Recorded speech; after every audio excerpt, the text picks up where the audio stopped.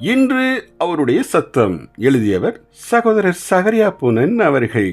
நாள் செப்டம்பர் 18. வேதம் நமக்கு பலன் தரும் தியானமாய் இருக்க வேண்டும். எரேமியா 15ஆம் அதிகாரம் 16ஆம் வசனம், 1 பேதுரு 2ஆம் அதிகாரம் 2ஆம் வசனம் ஆகிய வசனங்களில் உணவிற்கு அடையாளமாய் வேத வசனம் ஒப்பிடப்பட்டிருப்பதை காண்கிறோம். தீர்க்கதரிசி எசேக்கியேலும் அப்போஸ்தலனாகிய யோவானும் ஒரு புத்தகத்தை புசித்தார்கள் என்றே வேதாகமம் குறிப்பிடுகிறது.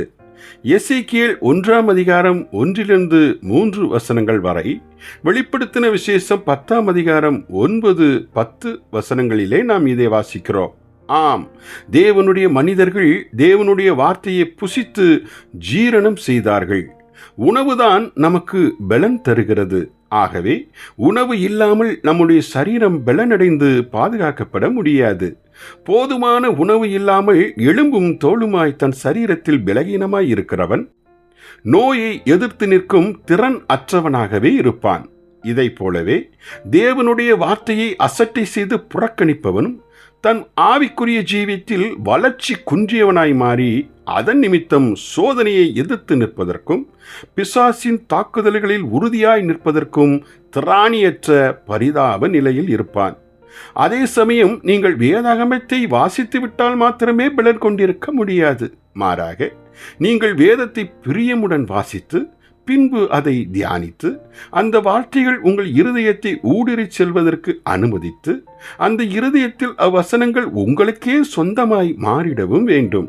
சங்கீதம் 119ஆம் அதிகாரம் 11வது வசனம். இதை யோபு கூறும்போது, கர்த்தாவே, உம்முடைய வாயின் வார்த்தைகளை எனக்கு வேண்டிய ஆகாரத்தை பார்க்கிலும் அதிகமாய் காத்துக்கொண்டேன் என யோபு 23ஆம் அதிகாரம் 12ஆம் வசனத்திலே பரவசத்துடன் கூறினார். இவ்வித பலன் கொண்டவனே சாத்தானுடைய கொடிய தாக்குதல்களை எதிர்நோக்குவதற்கு யோபுவை போல் தைரியம் கொண்டவனாய் இருப்பான்.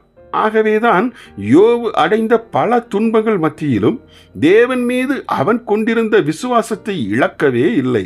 ஆனால் தன் கணவன் தேவனுடைய வார்த்தையில் கொண்டிருந்த அதே பற்றுதலை அவனுடைய மனைவி பெறாதபடியால் தனக்கு துன்பம் நேர்ந்த அடுத்த கணமே அவள் தேவனை நிந்தித்து துவண்டு போய்விட்டாள். ஆனால் யோபு அப்படி இருக்கவில்லை.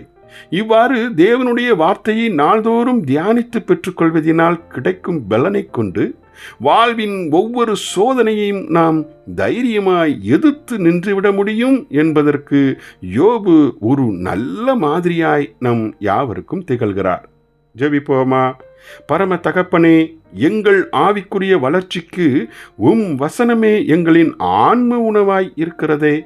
உம் வசனம் எங்கள் தினசரி தியானமாய் மாறிட கிருபை தாரும். இயேசுவின் நாமத்தில் ஆமென்.